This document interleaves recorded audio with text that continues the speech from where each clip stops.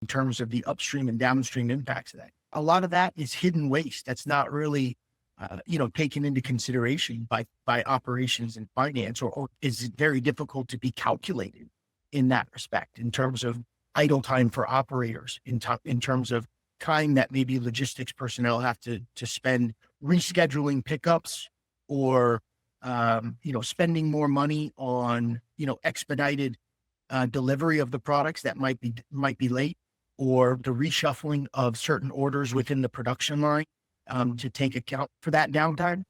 Similarly with the warehouse personnel, right? What kinds of things are they currently doing that they have to stop and now readjust their time, right? What kind of value added time is lost as a result of that?